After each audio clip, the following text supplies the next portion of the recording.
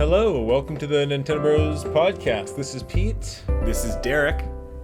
And this is a third voice, Jared. And I'm not actually brothers with either of these people, but at heart I am, I guess. You might be. Yeah, have you done a genetic test? How do you know? No, I guess I could be. I mean, there's, it's probable, I suppose. Yeah. Oh, today, Jared, you're one of the Nintendo Bros, okay? I appreciate that. Honorary Nintendo bro for today. So today we're here to talk about our video game childhood memories, which is a kind of like a cool spin-off episode, but also very important to probably all of us in our upbringing. But anyways, Jared, I'm glad you're here to join us. Why don't you tell us a little bit about yourself and your extraneous background in podcasting? Yeah, for games. sure. Yeah, and video games. Your video game, upbringing. Indeed. So I was born, then I played some video games on the PlayStation, and then I started a podcast, and now I'm here. So that's pretty much the whole thing. My podcast is called Photography Friends Podcast, and you could probably guess that it's about photography, and it's kind of how I know Peter, I guess. This is the first time that I've met Derek, although I do listen to the show, Derek, so, kind of feel like I do know you in a way. At least I have. I know like one very particular angle of you, which is like your taste in video games. Like I could hear like a game and be like, yeah, Derek's gonna like that one.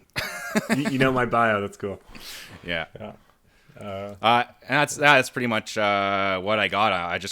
I'm super excited to get into these games here, so I don't want to take a whole bunch of time bullshitting about my life story. Okay, I just have a quick question though. So you started with Sony and PlayStation. You weren't a Nintendo growing up, like a. Yeah, okay. If you're actually interested, like the first thing that I ever had was a original Nintendo, right? So we're talking like OG Mario. We're talking Duck Hunt, boys. We're talking Duck Hunt, the Power Glove, all that type of bullshit, right?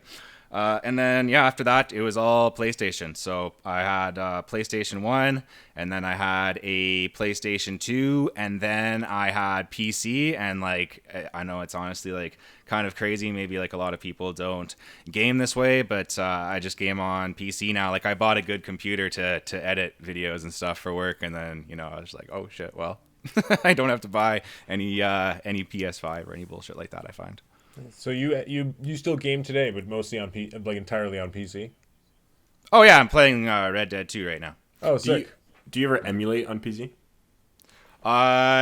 You might as well have asked me, like, are you a huge nerd with like way too much time on your hands? No. Is that a yes? No. Like my gaming is very like I'm a bit of a guilty gamer, right? I usually have like, if I'm gaming, it's usually because I'm putting off like some work that I'm supposed to be doing. So, I usually try to like jump in for a quick session, quick mission or whatever, and jump out. But I guess like if you guys advise me on it and you actually recommend like things that are going to work well the first time, that I don't have to like try a bunch of things and not be like just playing games and instead like doing a bunch of coding or whatever the hell you have to do to play an emulator. You can tell how little I do it. Yeah, I don't know what you have to do, but well, I mean, there's always tutorials stuff, but let's not talk about that. Yeah. Let's talk about our memories. The point of this episode. We each have chosen 5 of our, I guess, grandest childhood memories from gaming. Just to dive into and get to know a little bit of the psychology of why we turned out the way we did. So I figured we'd just get right into it. In no particular order, or if you have an order, it doesn't matter. But Derek, why don't you talk about yours? And let's always mention what age we were during it, and also who was president, whether it was Reagan or Bush. Okay. Okay, so or Obama, I guess, or Clinton. No, I didn't date mine, so you guys will probably be able to answer these questions because some of them are pretty well known. Okay. So this one, I think I want to say it was like my 10th or 11th birthday, and Peter already owned the GameCube. So he told me I wanted a GameCube too because I wanted to play Smash Bros and Luigi's Mansion and all that stuff. And he said, "Don't get a GameCube." He's like, "That's a waste of our family gift purchasing as brothers." He convinced me to get a PS2 and ask for a PS2. So I told my parents I wanted a PS2, and my birthday rolls around, and I'm opening all these gifts, and I don't know if I'm gonna get it or not, but I'm kind of had that feeling that I will, because Peter's a GameCube. I should have my own console. But I open all my First world problem. Yeah, truly. I deserve a console. But anyway, so I opened all my gifts, and I didn't get a PS2, and I was like there's a I was super bummed. I was like, frig, I really thought I was gonna get one. And then I think it was my dad, it might have been someone in my family, they pulled a final gift out from behind the couch, and it was the PS2. And I just I remember all those videos that we all see online where those kids get faked out on a gift, like that was actually me. So yeah, that was a really awesome memory, and I played the hell out of my PS2. What were some of the games you got that first day? Ooh, I feel like I got games like Sly Cooper and I don't know, like Final Fantasy X maybe. Like I think I got like 2 or 3 games that were just totally games you wouldn't throw me at. I don't quite remember.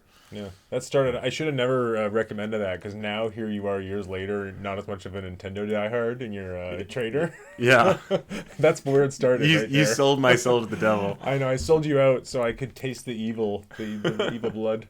Yeah, I'm often disappointed as a listener how much you guys talk about things that aren't Nintendo. I'd really like you to clean up the. No, I'm just kidding. Wow, yeah, PS2 was PS2 was awesome, eh? Like there's a lot of yeah. I mean, most of my memories aren't PS2, but I have so many memories of playing like Killzone or Soul Calibur 2 with buddies. Like it goes on and on and on.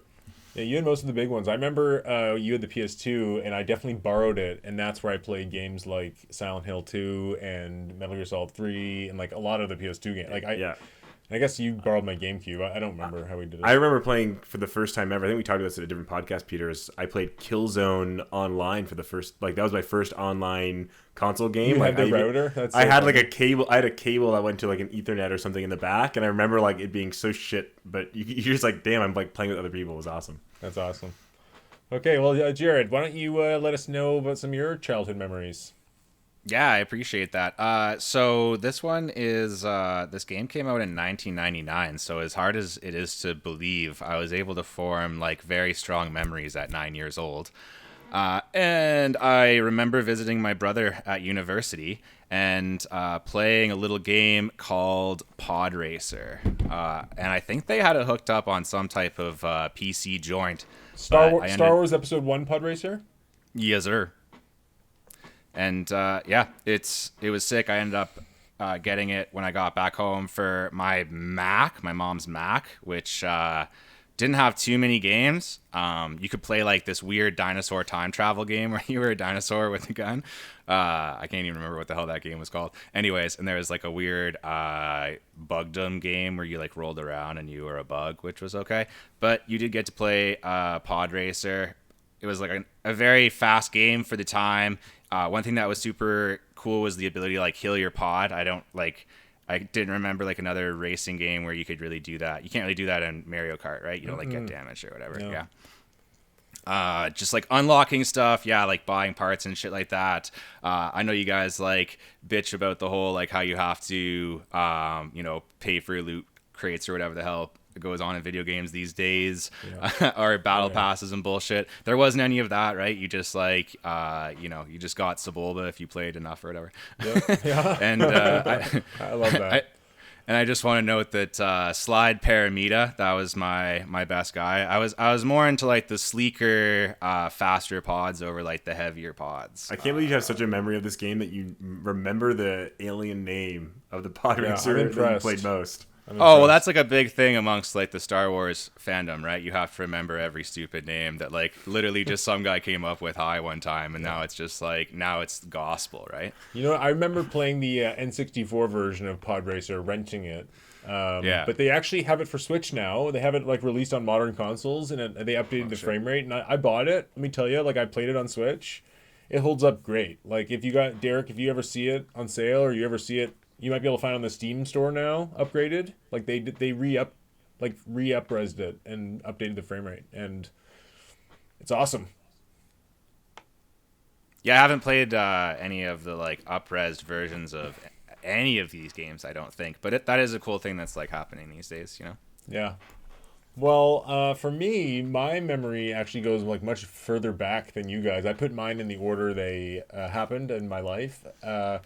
This is this is probably one of my earliest memories. Was I remember when Donkey Kong Country came out. Derek, you probably would have been a baby because it was 1994. I remember Donkey Kong Country 3 really well.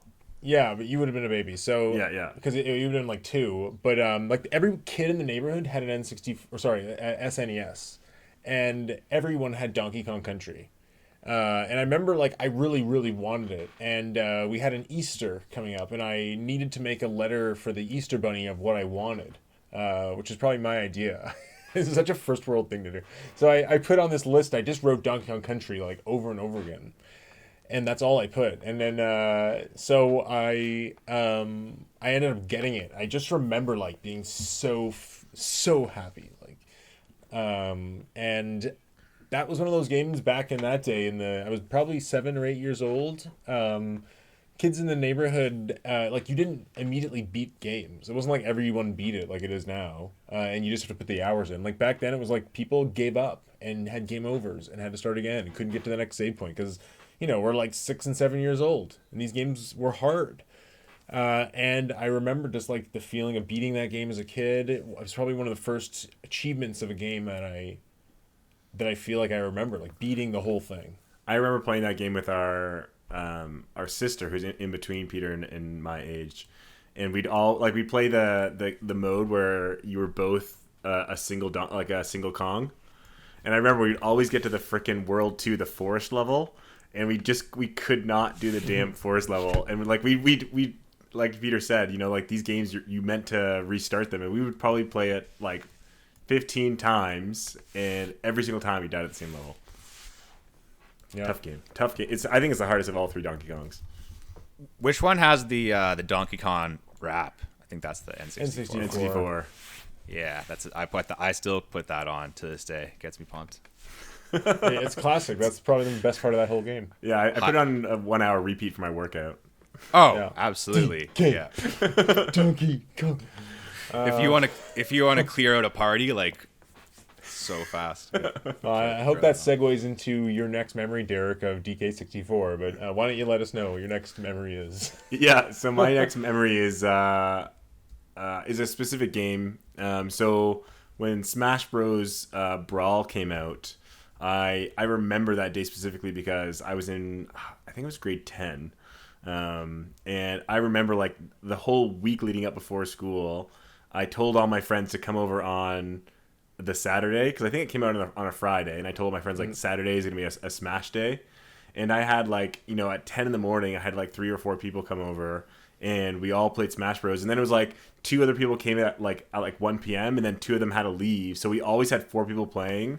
We played truly for like probably 12-14 hours straight, and we just kept rotating who was playing and unlocking all the characters, and I was like, that was the moment I was like, Smash is one of my favorite series of all time, because we had Melee and we had 64, but I didn't play them that much because a lot of my friends didn't own those systems. They didn't play them as heavily as I might have, or Peter and I might have together.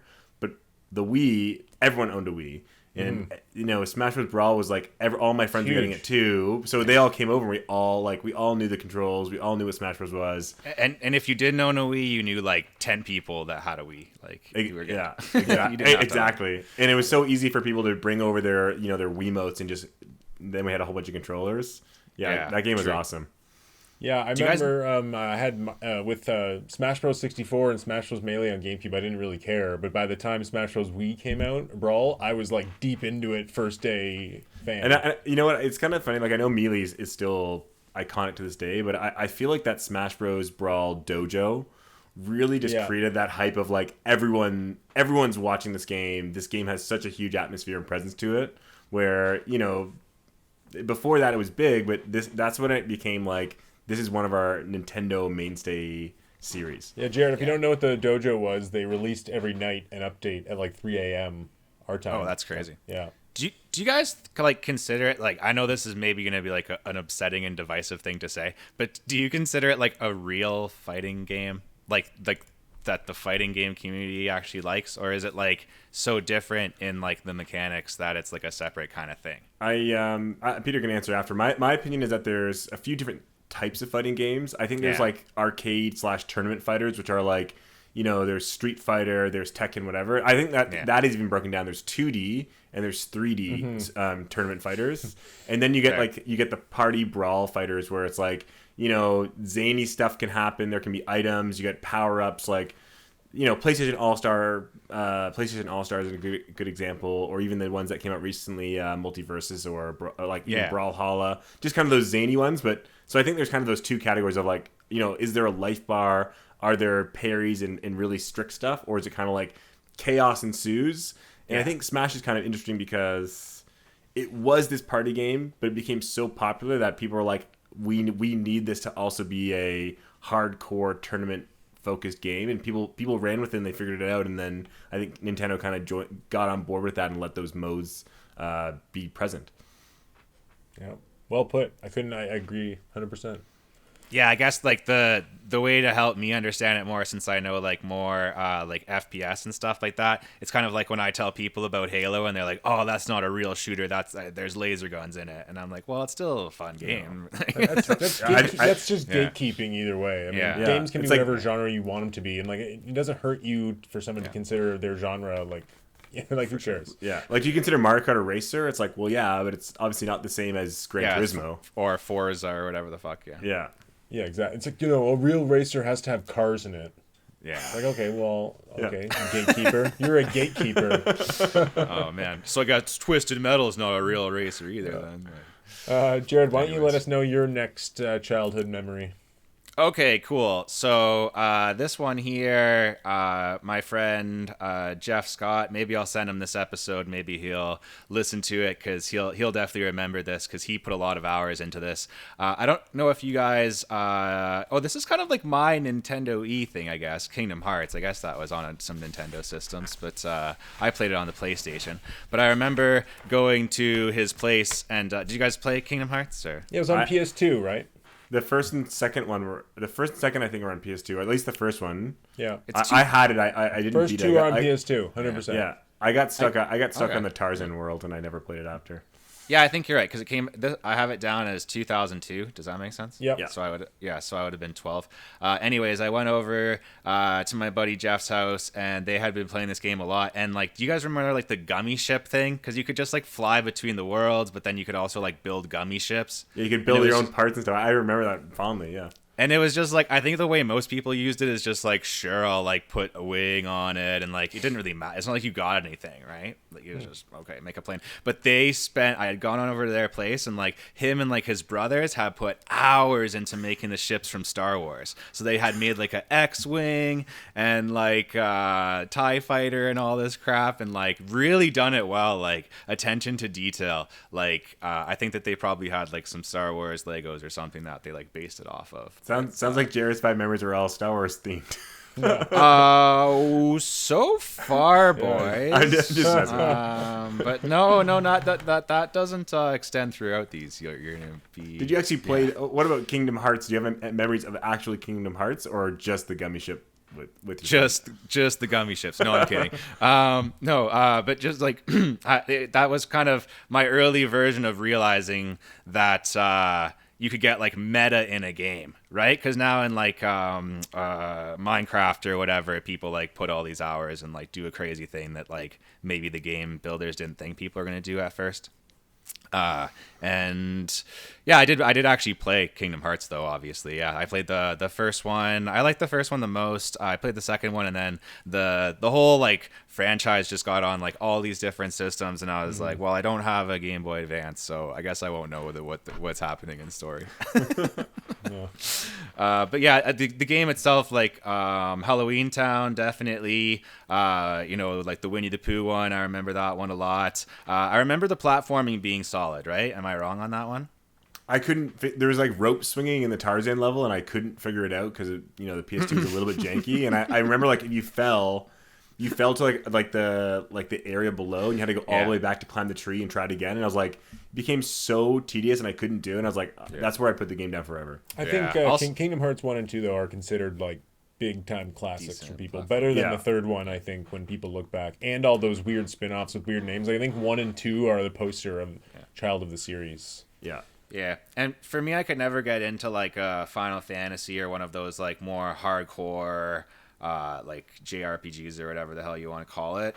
So the fact that this was like more like an action RPG, I guess, and like the boss fights were really good, and yeah, the game was like pretty hard. The story was like cheesy and bad, but I wasn't really there for that. And the music was solid as well, like the very atmospheric. I actually remember like that simple and clean like kind of pop song, and like the piano song. I think it's called "Dearly Beloved." If people want to look it up and like have a real like unlock a part of your brain that you haven't talked to in a long time. Yeah. Yeah. So yeah, Gummy Ships though was the shit, and you could make whatever you wanted. Like I guess if you were like a big Star Trek nerd, you would have made Star Trek stuff or whatever. But we were into Star Wars. So. Cool. Thanks, Jared. Your Well, turn, my next memory here is probably gonna make me seem old eventually, and it's the N64 launching. And I remember being in I think it was a Walmart or a Toys R Us, being about 9 or 10 years old.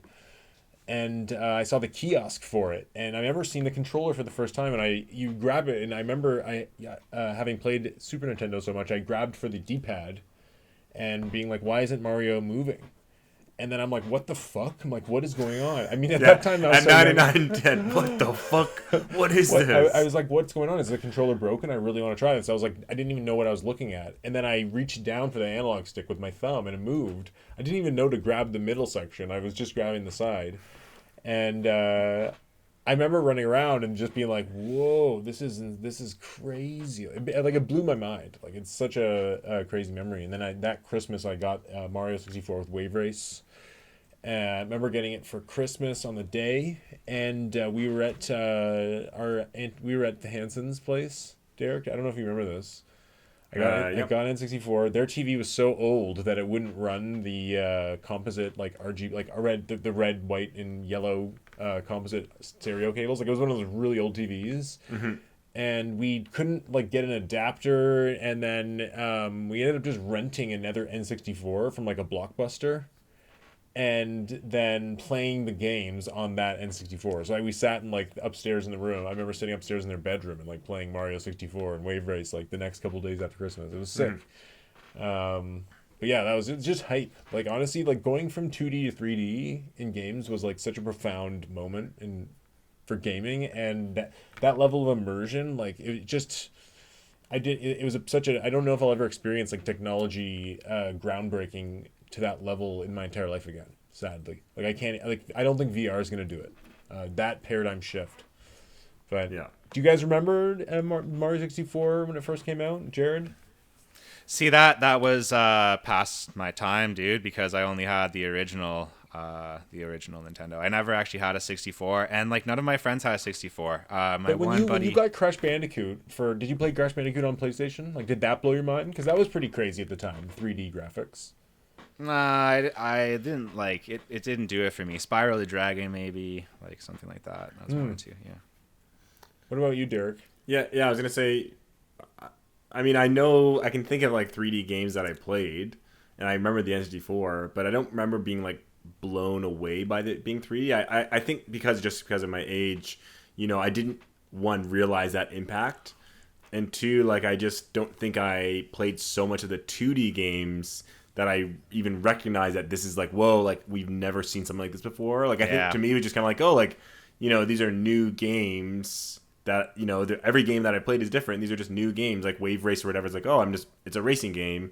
And like, I don't think my mind even went from like, oh, we have Mario Kart on the Super Nintendo, that jumped to kind of Wave Race. Like, to me, those are just like, oh, it's a different racing game. Because I was like 5, I totally agree with Derek. Like, at that point in my life, I wasn't analyzing things like that. But it does reveal something about you, Peter. Yeah, well, it's too bad you guys didn't experience the revolution. Yeah. I was just enjoying things at the time. I hadn't decided to like ruin things for myself by analyzing things. You know what? As one of my friends always says when I talk about video games around him, he goes, "Oh, when you were playing video games, I was out picking up chicks." And we all Yeah. know he wasn't. He wasn't. You can do both. He was just there's drinking plenty beer of by people- himself. Yeah, there's plenty of people that pick up chicks and play video games. It's not mutually exclusive.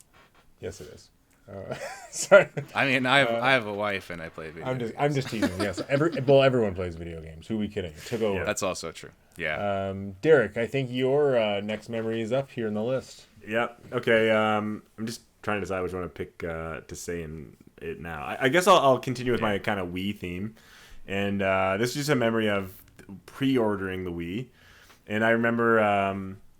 This is the first system that I pre-ordered because I had the PS2 that was given out as a birthday gift, and all my kind of handhelds that I think I got kind of on Christmas or whatever. So this is my first kind of I'm paying for this. I'm getting it, and I remember Peter was he had moved out of the house because he was at school for the year, and the rule at EB Games was you can only get one per household. So my mom and I were like lining up at like 6 a.m, whatever, and we watched the line. And I remember the pre-orders for the PS3 were the same day, and there was like only one PS3 pre-order for our store, and my mom and I we were in line to get the Wii, and we got the pre-orders, but I had to give a fake name. So I remember like I talked to Peter about this, and he said, "Oh, put your name as Robbie," because we had a family friend named Robbie, and he's like, "Just say you're Robbie, and then don't say a last name, and then." You don't have an ID, so just bring your receipt when we actually pick it up, and Mom will say, her last name, because we were worried about both having the same last name and them saying no, you can't do it. So we did this whole scheme, and I was nervous for it worked. I was nervous for like the next 6 weeks though until we actually like got it, because I didn't know what they were gonna say when I actually went and picked it up. But yeah, I remember, I got it. I was super stoked. I remember going downstairs that day and playing the hell out of Twilight Princess. We had this big screen TV in the basement, this big like fat TV, like not even a flat screen, just a huge honking TV. And I hooked up and I played Twilight Princess like all day that day. And then didn't we play Wii Sports together right away? Yeah, I think we played Wii Sports tennis? too. But I think it was funny because I think Peter was home. I was home for that weekend or holiday or something. But like I would run, he was in a different TV, so like. When I wanted to break, I would run upstairs to where he was, and I would watch him play. We'd talk about the game, Twilight Princess, and where we were, and I'd run somewhere out, like run back down to play. So I remember those 2 days. I got Wii Sports. It was just between Wii Sports and Twilight Princess, and just grinding through the beginning of Twilight Princess so quick. Yeah. Which Wii Sports minigame did you guys play the most? Tennis or bowling for sure. Yeah, I think bowling was the one I played the most. But like looking back now, I think the best game was actually baseball. I think, in my opinion, archery and Wii Sports Resort was so fun. It should have its own game like that. Was amazing. By a matter of like potentially, it's not even ridiculous to say like 100+ hours. The golf one. Wow. The golf was good too. They were all good. I know that golf one. Like I know that golf one more than I know like anything. The crazy thing about the baseball one is it doesn't really explain how to play. But if you held the D-pad down while you threw the ball, it did different pitches. Yeah, curveballs and stuff. Right? Yeah, but no one knew that. So I was like throwing screwballs and curveballs, and people were like, "What the hell are you doing?" And like, yeah, it was great. You're a hacker, dude. You hacked Nintendo. You already were doing fake ID stuff, and the Nintendo police are coming for you. Yeah. EV Games gonna sue me. They're bringing back the golf, but it's too bad they're not bringing back baseball. EB Games has bigger problems than you, my friend. Yeah. I remember EB Games though. I'm nostalgic just for EB Games. I'll come back on for your EB Games episode. Is that well, Jared? You're up for our memory here, so why don't you tell us when you took an upper decker in EB Games? Okay, they don't even have bathrooms at EB Games. I'm pretty sure, dude. I don't know. I'd have to go to the food court for that or something. Anyways, I did probably buy this game at EB Games. So, and it is another Star Wars game. And you guys are going to be like, okay, are you serious? Good. I like it. I'm actually thinking you should make all your memories from Star Wars. It's just so funny because if you think about Kingdom Hearts is owned by Disney and Star Wars is also owned by Disney. So in a weird way, all of them have been related. You're actually secretly marketing for Disney right now. You're like their PR person and you're it's actually first outreach. Here's the thing though, I was into all this shit when it was just shit. The fact that Disney came and bought it all doesn't mean True. that I'm a Disney shill necessarily. It got worse since Disney anyways. Yeah. That said, my next one is Disney, and then my last one, my number one isn't Disney. So. Okay, what's your next memory, Jared? Anyways, Jedi Power Battles. I was 10 years old, so, the year after the biggest movie of my childhood, Episode 1. Like, I really can't emphasize enough how much, like, Episode 1 was, like, my shit. Like, I went to go see it in theaters, like, probably 10 times. I'm not even exaggerating. And when I got the VHS, I used to watch it when I came home from school every single day. I remember getting that VHS. Yeah, dude, I'm fucking worn out. Huge. That. I think I literally have it like behind me. Yeah, that was epic, man. I was so happy when that came out, and I remember they wouldn't come out on DVD for so long. What was the game that came out on? I feel like we had it on PC, Peter. It was a Star Wars Episode 1 game. That game was wicked. Yeah, that game's awesome. It's like a third-person shooter / lightsaber game, and you just like it's awesome. There's like town segments on Tatooine. Are you talking about Jedi Outcast? No, it's Star Wars Episode 1, The Phantom Menace, the game. Okay. Look it up, dude. It was dope. Yeah. Really interactive. And you could like go through the town and like just maim all the non-playable character town people. And like it did cut you off at a certain point, but like you could really you had a lot of freedom to kill innocent NPCs. Wow. So Wow, that's but not I really, know that. not really what I want in a Star Wars game that much. Is this your memory? That's my memory overtaking yours, Jared. Yeah, that's okay. But my memory wasn't that one. It wasn't violent and horrible. What's it the was one? Tell us about the game you Jedi like, the Power Battles. battle game. What's that all about? Yeah, you just like played through the plot of Episode 1. This one was on like PlayStation. Yeah, the original PlayStation. The platforming was pretty janky. The graphics were pretty janky. But you could play as Plo Koon, so that's something, right? And the sickest thing, though, was the multiplayer. Like, playing through it with a buddy. And I think that you could, like... I can't even remember now if the PlayStation 1 allowed you to have, like, more than 2 people ever at any time. But you could definitely play with 2 people. Yeah, with and two. That was super fun. Two on like the PS1 and 2, yeah. Like a co-op type of campaign vibe. And as for like memories, I definitely remember playing this in my buddy Carter in his basement, and he had like another thing I remember about him, and I mean I still know him and shit like that, but he had about his basement when we were kids. He had a shitload of Thunderbirds toys, which like I don't know, do you guys even know what that is? Yeah, the puppets were from that space puppet show, right? The puppet show. So I don't know why he was into Thunderbirds or whatever. That's like a weird, very like niche. That's what, what's funny, that's what the Star Fox characters are based on. I was going to say Star Fox, when you were talking about like the moment when 3D like first hit you and you were like, oh shit, like 3D is a thing. Like I guess Star Fox, right? Yeah, I remember that renting it. That game was mind blowing. Yeah. Although playing it now, like on the SNES, like Nintendo Switch stuff, it's so hard to play. It's so janky and like it actually hurts my eyes to play. Like mind blowing in a different way. You can count the frames practically. It's mind-blowingly bad. Anyways, my next memory is had a profound effect on me. It was a profound effect. Yeah, it had a profound effect. So I remember Resident Evil and Silent Hill and Metal Gear Solid and all these cool games coming to PlayStation, and I had an N64. And kids at school would make fun of me sometimes. They said I had the kiddie system, and and not the mature games. And then Resident Evil 2 was ported to N64, and I remember I didn't easily get mature rated games back at that time because I had to get mom or dad to kind of like buy the game for me or get it for a holiday. But at Blockbuster, for renting it, they didn't care. They didn't even do anything, right? So I remember renting Resident Evil 2, and I think you even had to have a save pack to save that game. Maybe not. And it was just freaking awesome. It was the only N64 game that had cutscenes in it, like full motion video, like compressed videos.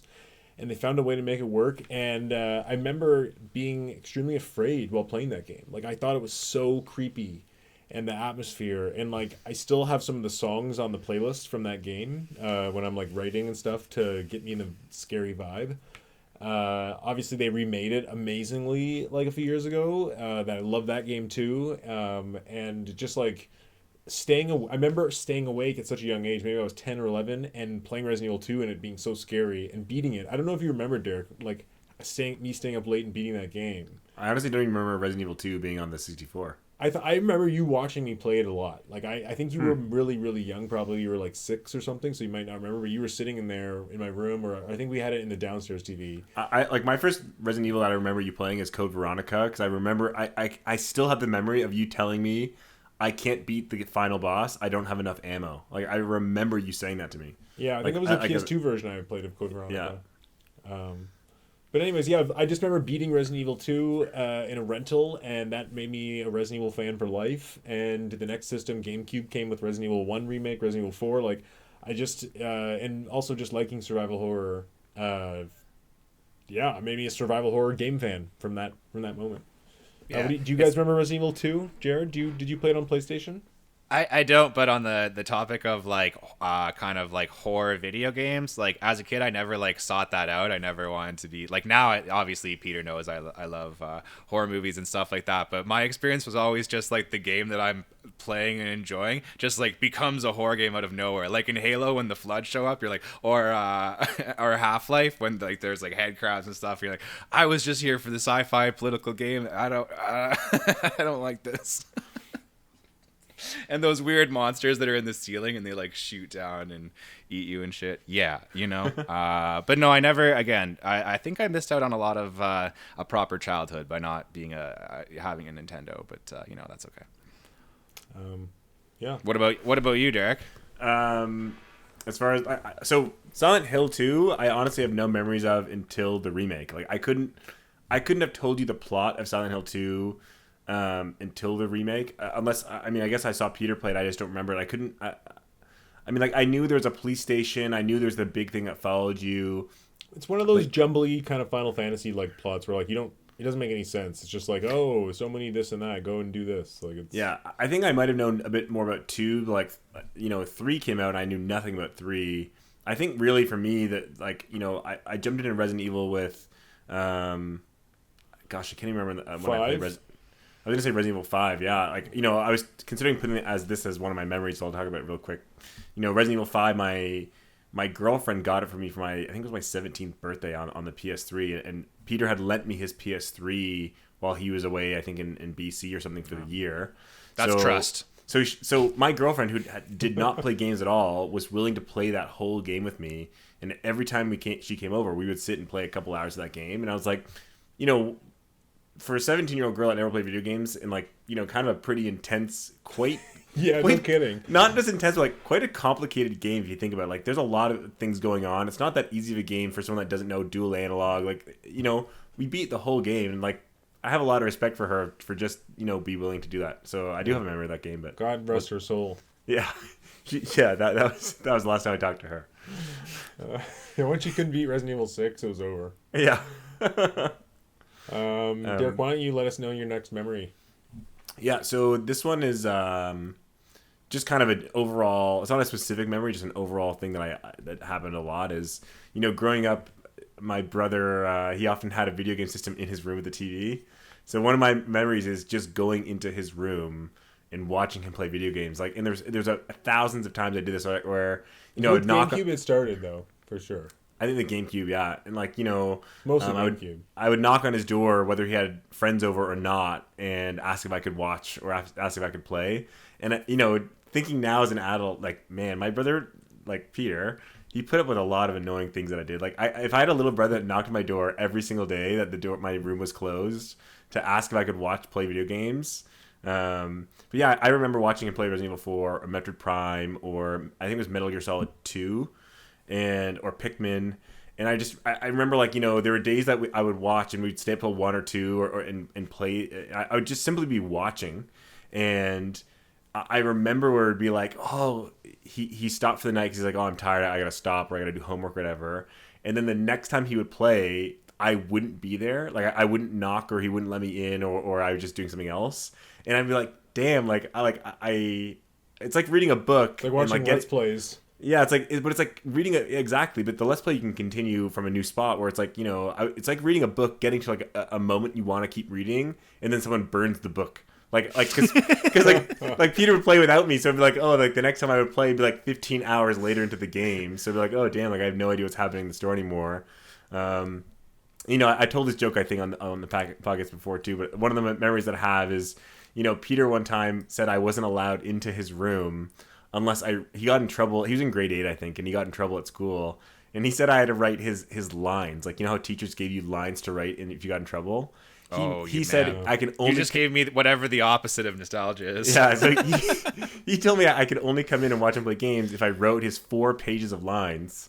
And I said, yeah, sure, okay. And I realized that if I'm writing the lines, I'm not actually watching him play because I have to look at what I'm writing. So I wrote 4 pages of lines, and probably by the end of it, he was already done playing his games. You're just like, okay, I'm done my answer. Yeah. You're like, okay, I'm going to bed now. Good night. Yeah, and on the opposite too, just about going in his room. There were a few times I had this old crappy TV that had like dial knobs to turn, and I remember there were times where he would like come in like he would wake up at like 3 a.m. and we'd sneak in my room, and my room was attached to my parents' room like through a thin wall or thin door kind of thing.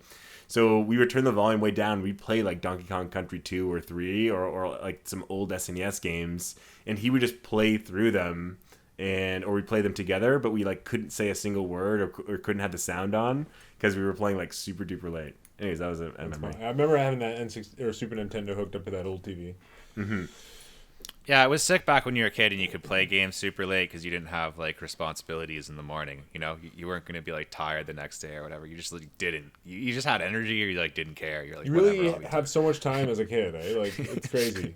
You have too much. Yeah. I like remember being like, man, what am I going to do with all this time? Like, better get into Final Fantasy or some other game that's like 600 hours. It's like 1 hour felt like so long as a kid, right? Yeah, it's true, man. Now 1 hour is like I brush my teeth and then it's the next hour. Yeah.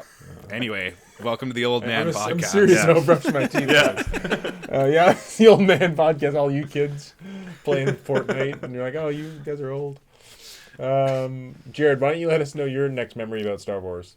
Is that episode 2? Episode 2 now yet, or is it the one in between? No, episode 2 is blasphemy, boys. Episode 1 is the pure shit in your veins. I mean, any other Star Wars is just pretending, man. No, but I am going to be Disney shilling here again for Neversoft Spider-Man. Did you guys play this? Yes. Did you play it on PlayStation? Dude, my friend had it on PlayStation, and so I got it on N64. And this is the same developer, I believe, that went on to make Tony Hawk after. Yeah, but anyways, you talk about it, Jared. I mean, yeah, if you want to take over my segment too, that's cool. No,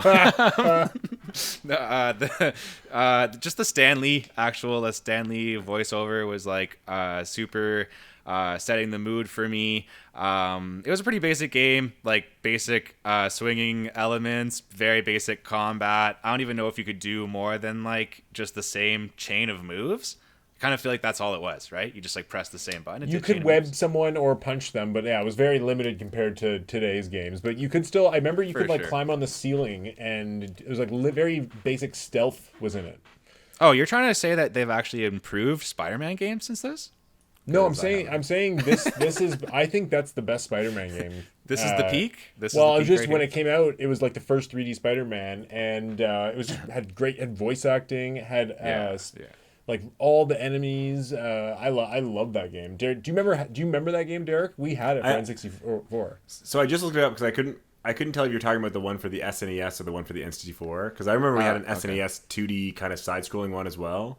But there's a bunch of ones for SNES and Genesis and before, but this one was for PlayStation, and then they ported it to N64 a little later. I looked it up, and I have like these weird blips of memory of like I remember like fighting Rhino in like a carnival or something weird, and like you also fought Shocker. Like I remember like memories of it, but I don't remember like sitting down and playing the game or even sitting and watching the game. I just had these like kind of blurry memories. That's what this episode's all about, man. Unlocking those like weird blurry memories in your brains.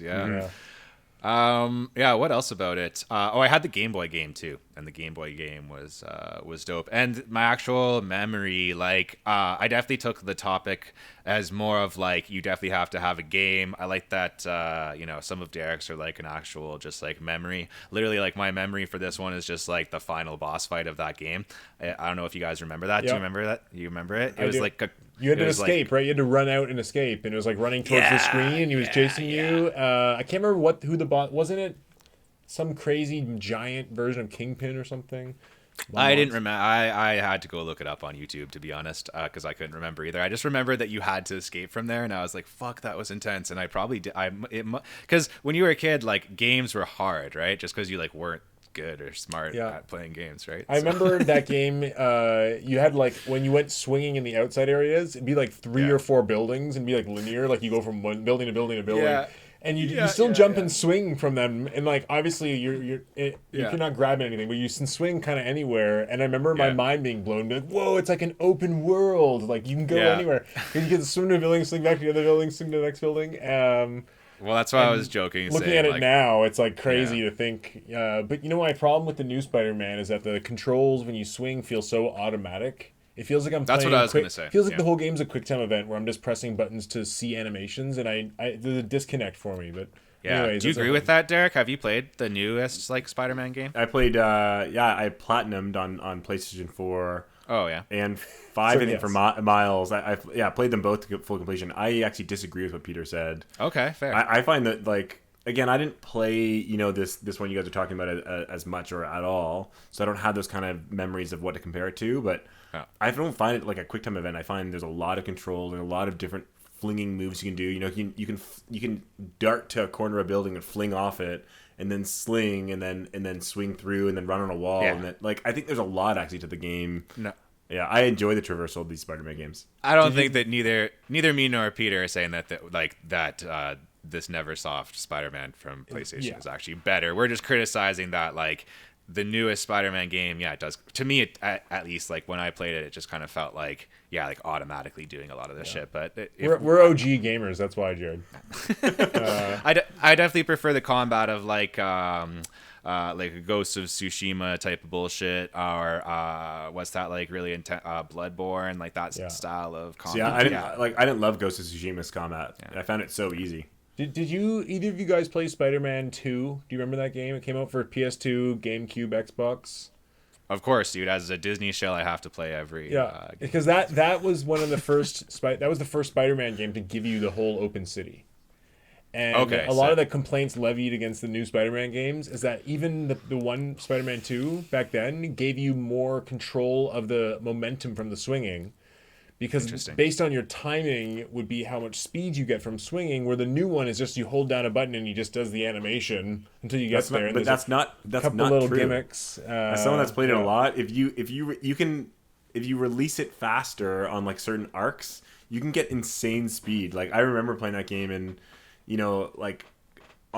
if you stay low to the cars, you can do some like where you just keep letting go of rope and spinning new rope. You're always pulling forward, so you're almost like in a permanent forward swing, and you get insane velocity. Like I totally disagree with you, Pete. You didn't play. You played this game for like an hour. An hour? Well, yeah, probably about 2 hours, and I gave up. Yeah. Okay, well, my next major memory has probably had the most profound effect on me. Is arguing with your brother about Spider-Man. No, I didn't put any of my memories really with friends or family or friends here. They're mostly just things that come out. Thanks. Thanks. I just remember GameCube.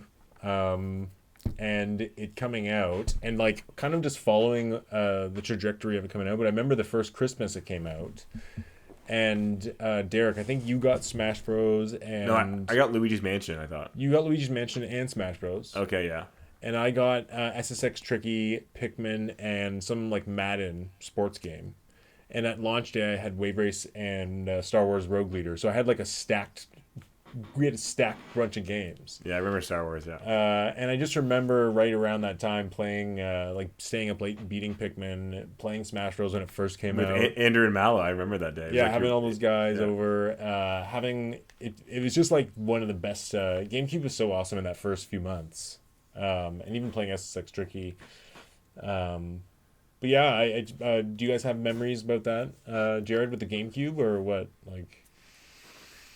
Not much with the GameCube, buddy. I remember that the discs were real little, and people talked about how it was easy to pirate stuff for it or whatever. Or maybe it was harder to pirate. Oh, it was the Dreamcast. The Dreamcast was easy to pirate. Yeah, that's maybe why they had to go to the small discs. Maybe that's what I'm saying. Derek, what about you? Yeah, I remember. I mean, I remember a lot of those memories with you, but it was funny. I have a memory where, one of my really good friends, childhood friends, Andrew, who lived like just a block away from us. His birthday was coming up, and he was deciding whether to get a PS2 or a GameCube.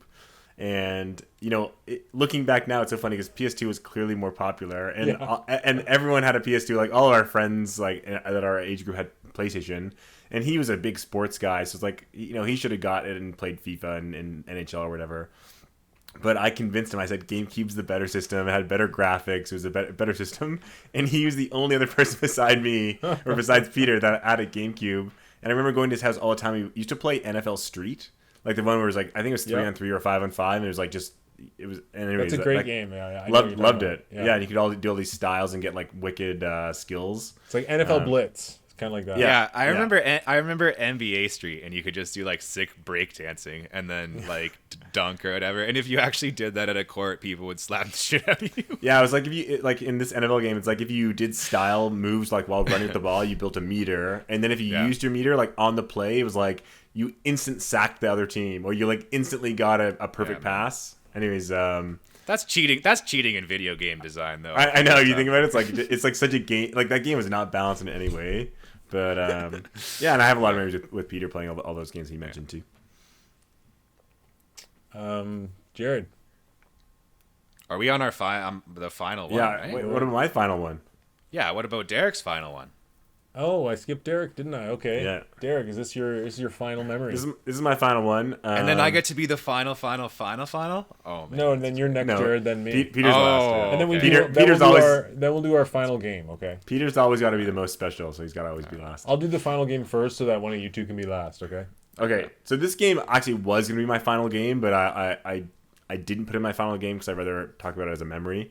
So I have about 8,000 memories with this one game. I played it endlessly. I remember getting it when I was like, I want to say like 10 or 11. My cousin, Kevin, told me to get this game or bought. I think actually, what? On Christmas, like our cousin used to send us gifts from the States, and this was the game he sent me. He told his mom to send this to me, and I remember playing it like a few days after that.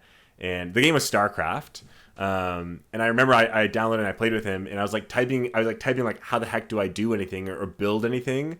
And I don't know if you ever played StarCraft, Jared, but anyways, I was trying to figure out how to build it's like basically Warhammer 40K, like the Space Marines and aliens and stuff. Yeah, I know all about what it's like a real time strategy. Exactly. So I was trying to build units and figure out how to do anything, and all of a sudden he drops a nuke on my base because he's so far ahead.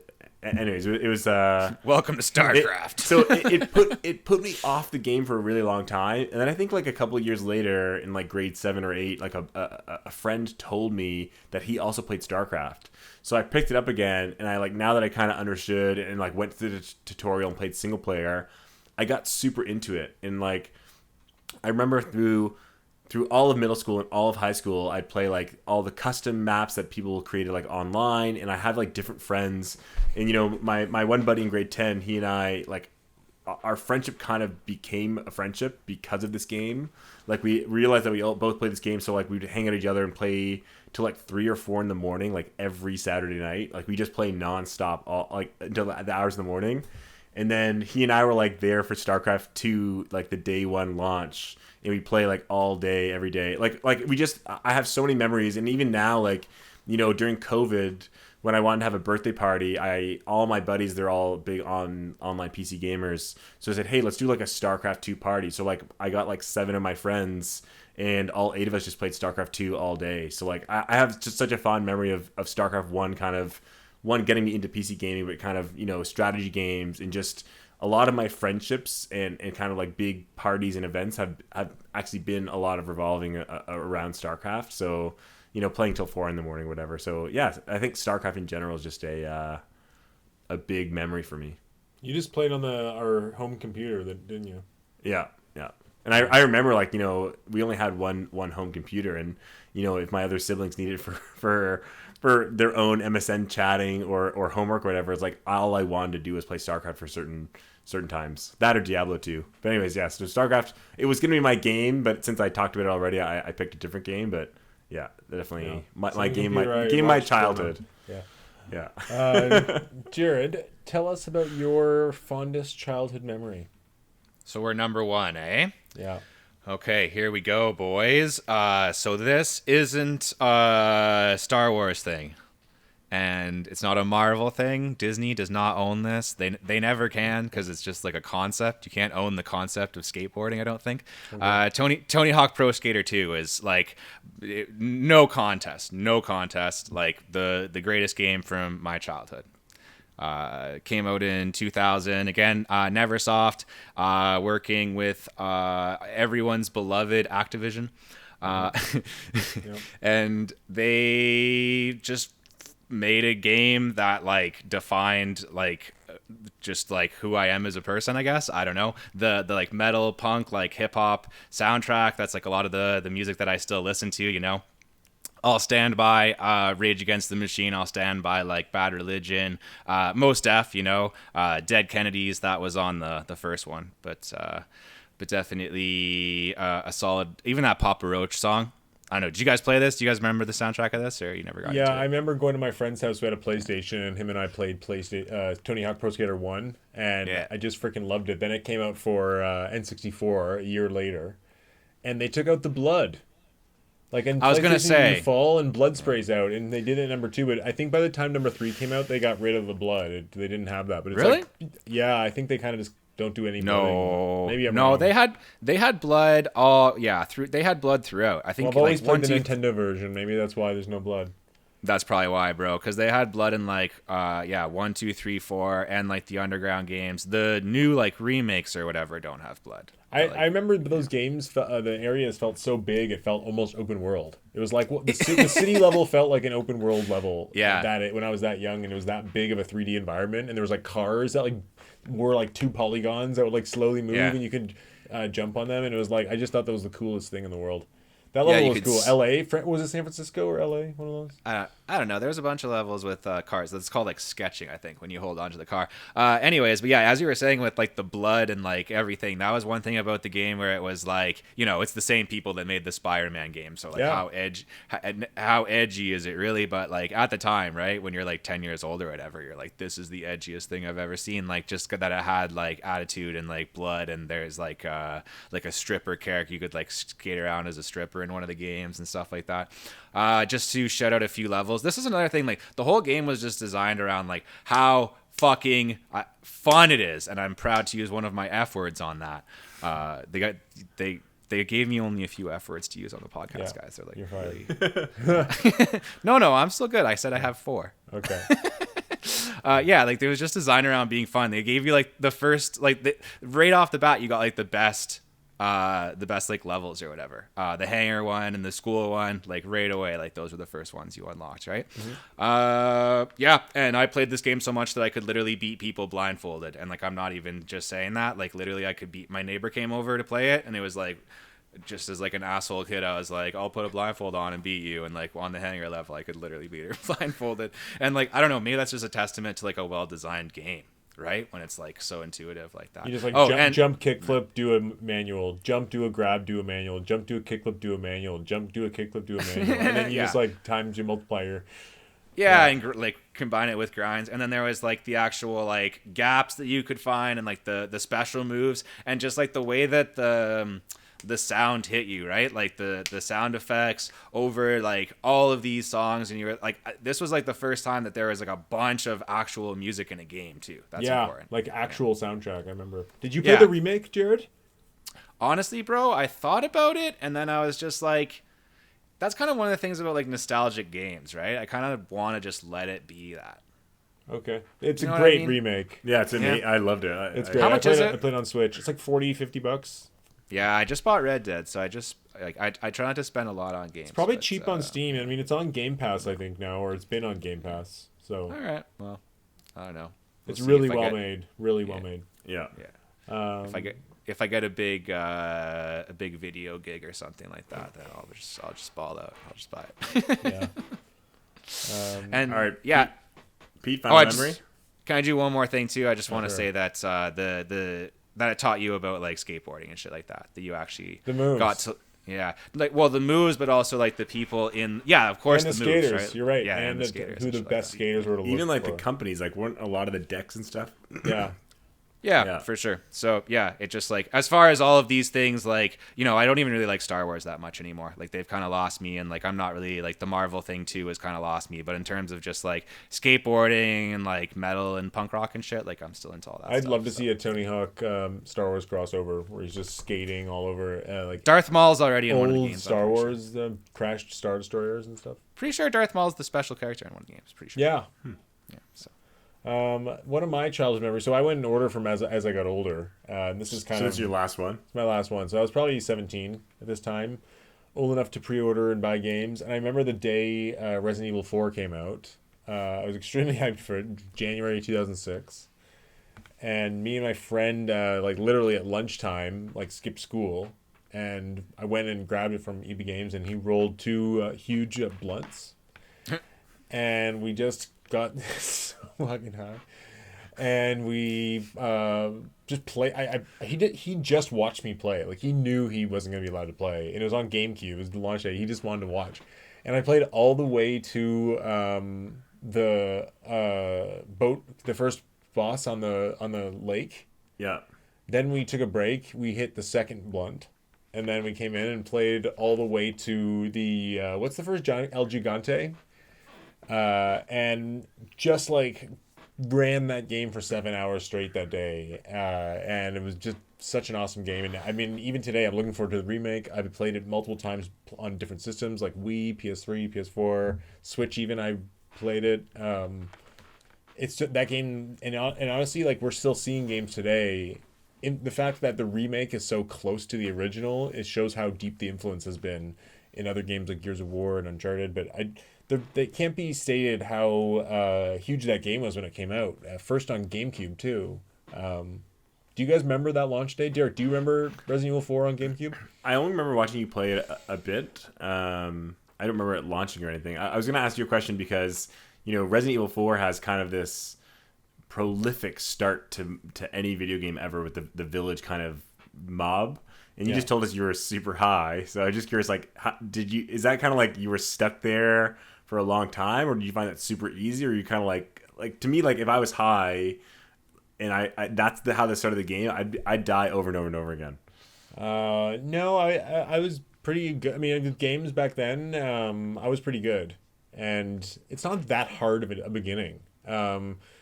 So I remember I kind of followed the steps that I had seen in like the trailers and demos, where you run into the house, push the thing in front of the door. I'm pretty sure I crushed it. Yeah, when I'm high, it makes me better at video games, not worse. Like for me, the first time I played, like I think again I watched you play some of it, but the first time I played Resident Evil 4 was on the Wii, like with the Wii controls. I don't think I love that version. Yeah, me too. And then eventually I have it on PS4 and I played it with the analog stick too, but I don't think I ever played on the GameCube. It's just crazy to think, like, if you play some of the other games that were like, even playing like Devil May Cry 1 or other third-person shooters from that time, even Metal Gear Solid 2 or Splinter Cell or something like that, Resident Evil 4 was just on like a whole nother level with its like art style and cinematography and enemy AI and hit detection, and it was just a whole generation ahead on the same console, and it just came down to like really good design. It's so interesting that two of your memories are Resident Evil games. Like it kind of shows you how, I wouldn't say Resident Evil is my favorite series of all time, but it's definitely on my top 10. It definitely high up there, but it's kind of a cool fact just to see that Resident Evil has been around for so long, and their games have been so good and so kind of pushing the genre, pushing video games forward that you can't. It's almost like it's hard to not even recognize or talk about them. Yeah, horror games is tough, like especially now, like in the kind of current landscape of games, like they kind of want it to be similar to movies, right? Where you just want it to be like a 4-quadrant thing and you want everyone to love it. And like not many people really enjoy the experience of like pooping their pants all the time, right? Well, you know what, Jared, you should check out Resident Evil 4 Remake coming out. Looks amazing. Oh, you know me. I'm a pants pooper, man. Do it. I love to watch that. I love that stuff. Okay, so I'll do my most top childhood game first. No one isolate that clip, by the way. And then I'll let you guys. It's too late, Jared. It's already out there. This is live. No. Then you guys can go. My top childhood game is probably Resident Evil 4. Resident Evil 4. Serious, bro. StarCraft. No, actually, StarCraft. my first childhood game, I remember Zelda Ocarina of Time and huge hype behind it. I pre-ordered it. I had it pre-ordered, and I remember we pre-ordered it from a place called Adventure Electronics. I don't know if you remember this. It was like an old electronics store. This is like way back before Best Buy kind of took over and Walmart for Amazon. And I remember for my birthday, we put down like a full price on it. And then Adventure Electronics went out of business. And I remember then I pre-ordered it from a place called Microplay. And then they got in such a low amount of shipments of the game because it was so over pre-ordered that I had to wait for like a week after the game came out. I remember every day just like frothing, like calling them. And that game was just so epic, so epic as a little kid. In the gold cartridge. I never had a gold cartridge. I wish I did. You had one from Majora's Mask, right? Yeah, I think so. But Ocarina of Time at the time, it was just epic. Took so many leaps forward in games. You still see the influence today, and I just remember so exactly every moment of the game as a kid, having being so impactful. Do you remember that either of you remember playing this game or when it came out and the impact it had? Jared? I should be more of a Zelda guy than I am, to be honest. I do like fantasy stuff and like Lord of the Rings and shit like that. I've never played a Zelda game all the way through. I've like terrible person. Oof. I know. How can you be a Nintendo bros if you haven't played a Zelda game? I know. I don't. I've played them, right? You have homework to do, them, Jared. but I've never like played one all the way through, right? Yeah. You should get a Switch and jump into the love. Yeah. If there was actually one system that I would buy, it probably would be a Switch. You know? Well, no time like the present. You can go on Amazon right now during this podcast and buy it. I think you guys just keep trying to sell. You keep trying to sell me Nintendo shit. You're trying to sell us on Star Wars. Yeah. No, I'm not. I'm over it. Take up skateboarding. Play guitar in a band. Well, you can play Tony Hawk Pro Skater 1 and 2 on Switch. You can play a number of Spider-Man games on Switch. You can play a number of as a lifelong recovering Star Wars fan, Derek, Star Wars will only disappoint you. Yeah, I can believe that. So just back to Peter's question about Zelda. So for me, I remember playing Zelda Ocarina of Time a bit on the N64. I remember specifically getting stuck on the third pendant dungeon, the Jabu's belly. Because I remember like you had to throw the princess, and I was like, I don't know how old I was, but maybe like 7 or 8, and I like had no idea how to solve the puzzle. And if you left the room, you came back in, she'd be again on the other side, or she fell in water, she'd disappear. Like I could not figure out how to do those. That was a hard dungeon. I did eventually beat that game. I want to say the first time I actually beat it all the way through was on the Wii Virtual Console. But I feel like I played it before. Anyways, I do have it on the Wii Virtual Console. I also have it on the 3DS. The 3DS. Great remake. Yeah, but I don't think I ever actually beat it all the way through on the N64. And I played a lot of Zeldas, but yeah, that one surprisingly was a later one for me. Yeah, the thing is, it still holds up so well. Replaying it on 3DS. It's awesome. Okay, Jared, what's your number one childhood game? What? I already said it, right? I'm done. Oh, well, then you didn't give your fifth memory then, unless I did 5. You tied your memory to your final game. Okay, well that's fine. I did 5. I can do another one though. I have one more. Okay, go for it. Go for it. Yeah, go for it. Yeah, in terms of like just a memory. So Rock Band, when that came out, this definitely goes. This is like way later than the period that I kind of kept to. Another Neversoft game, right? Is it actually? I think so. Damn, I'm not sure when it came out, but it was definitely a good while after the rest of these. No, Rock Band was EA, and Act Guitar Hero was.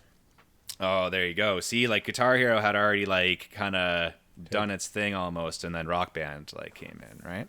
Yeah. But I just remember like when that actually came out, like a lot of games these days, you still play with other people, but you feel kind of lonely when you're playing it. And Rock Band to me was like one of the, other than maybe like when the Wii first came out, like of actually a bunch of people being in a room like playing, and we played for hours when that first came out. Like I'm talking like all night. We played like we got like a bunch of Coca-Colas and like jammed out on Rock Band for like for like 8 or 10 hours, boys, like an overnight like jammage on That was it, like a that real the session. whole history of those kind of games was such a boom for a time. Like it was just like boomed Yeah. out of nowhere, super popular, and now no one plays it at all. It's weird that it's gone, right? Like you'd think that those would somehow make a resurgence or like would still be mainstay. Like it is such a unique kind of game. I remember having Rock Band. I had Guitar Hero first, and then I remember for the Wii, and then Rock Band, and I remember playing with my bunch of friends. It was great. Yeah, I couldn't even explain to you why it's completely gone out of fashion or like what would bring it back. Like I could picture like an amazing VR game where you're like on a stage playing or something and combine like VR. That's or cool, something. actually. I dig that idea a lot. Psh, you boys, if you guys take that idea, I'll we'll team up. Maybe I think we'll it's just the plastic instruments take up a lot of space, and people just got over it. Cost for the manufacture, right? So like you have to. Yeah. It's hard to sell those games at a price that's well, and truly, like no one's even like we said, no one's going to EB Games. You're just like buying games off of Steam now. So like, yeah, the idea of like we're gonna buy this game off of Steam and then ship you a fucking plastic guitar. I don't know. And you gotta license all the songs, and you gotta if you want people True. to keep playing, you gotta be able to keep updating with more songs. Like it's a tricky model of making. Yeah, and I think like licensing costs for songs has only gone up. So to have the most popular new songs, they probably won't get the same easy deals they used to, and they can't like reprint the game later. It's not like they can release it forever. Like a theater rhythm, like Final Fantasy, where they're releasing their own eternal music. Or Donkey Kong. Donkey Konga that only has like royalty free songs like Happy Birthday. The Donkey Kong rap, boys. Yeah, That was it. That was in that one. Yeah. Yeah, it's true. Okay, Derek, what's your top childhood game? Yeah, so I mean, when it comes to multiplayer, I said StarCraft, but I'll give a different answer. I was thinking about this before we started podcasting. I'm and Todd. Elden Ring. Elden Ring, exactly. No, so I'm just gonna say a few games before I get to it. Like, I was thinking I could probably do Donkey Kong Country 3 because that was a big game for me. Yoshi's Island. I was gonna say a whole bunch of different Zeldas. Even just games like GoldenEye or Perfect Dark. Like I remember playing GoldenEye with friends for years and years, and I remember playing counter co-op with Peter Perfect Dark. I remember that moment of like, oh, you can be the bad guy in this single cool, play. huh? That was so cool. Yeah. I remember Time Splitters 2, playing that campaign with a bunch of friends and all the different multiplayer modes. But for me, it's very similar to Peter. My game of the childhood is probably my favorite single player game of all time still to this day, is Zelda: A Link to the Past.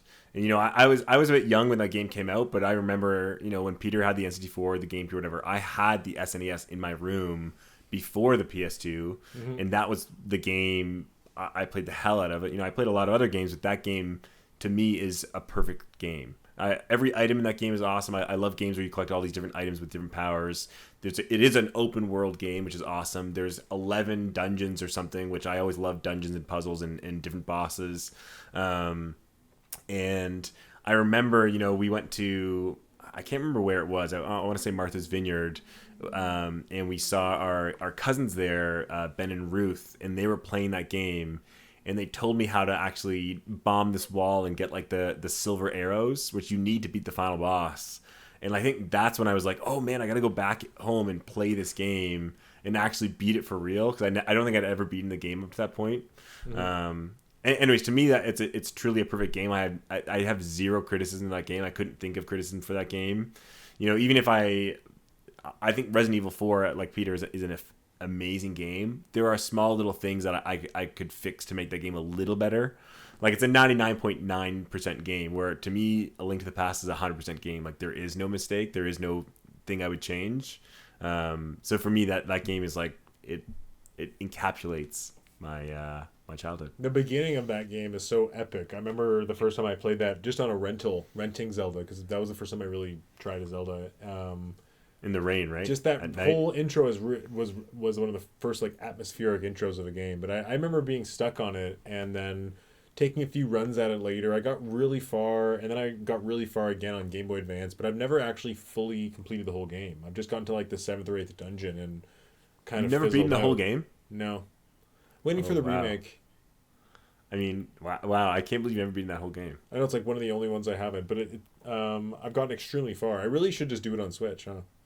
It's my, especially since it's your fellow Nintendo Bros podcaster's favorite game of all I time. know. And it's like I still love the game. I just find that now it's a little too linear for my taste. Where I'll just get stuck on one spot and end up looking it up, and then like.